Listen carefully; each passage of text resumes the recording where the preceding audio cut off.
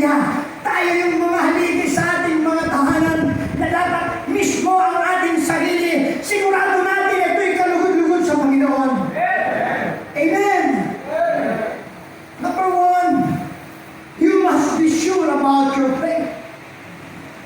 Dapat maging sigurado ka sa iyong pananampalataya. Amen. Pananampalataya, Pastor, saan? Dapat meron kang pananampalatayang sigurado na mayroon lamang iisang Diyos. Hindi tatlo, hindi dalawa, hindi isang barangay.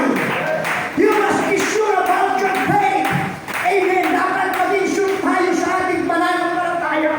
Amen. Ang ating pananampalataya. Amen. Ang Panginoon ay namatay sa krus ng Kalbaryo para tayo makahanas. Amen. Ng pangako niya. Nagkaroon tayo mga kapatid ng pribileyo na makalapit sa kanyang trono. Sabi sa amen. Hallelujah. Praise God. You must be sure about your faith. Hindi faith. Amen. Kundi faith. Dapat sigurado tayo. Dapat sigurado tayo sa ating pananampalataya ng ating pinaglilingkuran. Walang iba ang ating Panginoon. It means kapag naglilingkod ka sa Panginoon, never turn to the left, never turn to the right. Pagkos tuloy-tuloy tayo, sabi ng Panginoon sa pamamagitan ni Joshua, huwag kang liliko sa kanan, huwag kang liliko sa kaliwa. Why? Kapag nagliko ka sa kaliwa, nagliko ka sa kanan, there is a danger. Pero kapag kilala mong sinusundan mo, amen, sigurado mo pagkasundan mo sa Panginoon. Amen. Hindi ka maakit ng kaliwa, hindi maakit ng laman. Why? Sigurado mo pinaglilingkuran mo. Kaya nga, iba yung observation na sa pastor, mga kapatid. Alam niyo karamihan na nagtatalikod sa Panginoon. Amen. Hindi nila sinisiguro yung kanilang pananampalataya. That's why the word of the Lord came to us, mga kapatid. Ini-encourage ko po ang bawat isa sa atin. Siguraduhin natin ang ating pananampalataya na dapat ang ating paglilingkod nakatuon sa Panginoon. That Jesus said, looking unto Jesus, the author and the finisher of our faith. Dapat siyang maging author sa iyong buhay. Siyang maging finisher ng iyong buhay. Siya nag-renovate. Siya nag-overhaul. Why? Sigurado mong pananampalataya sa Kanya.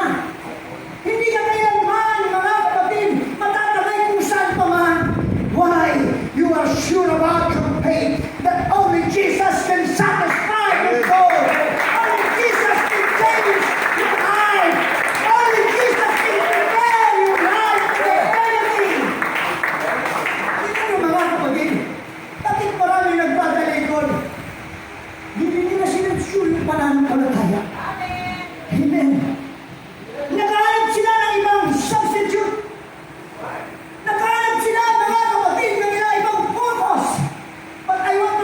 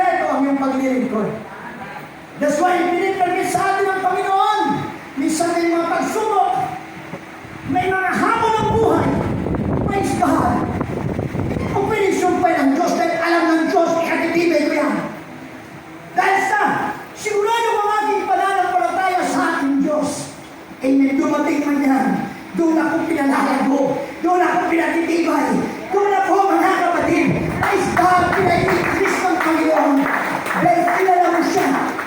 Pero kapag hindi ka tiyak sa iyong pananampalataya, when troubles come, hihina ka.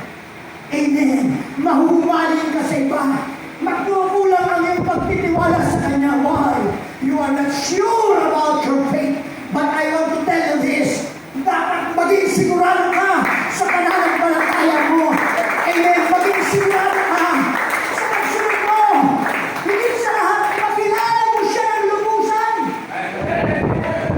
Kung hindi mo lubos na nakikilala ang Panginoon, sabi kanina, ang unang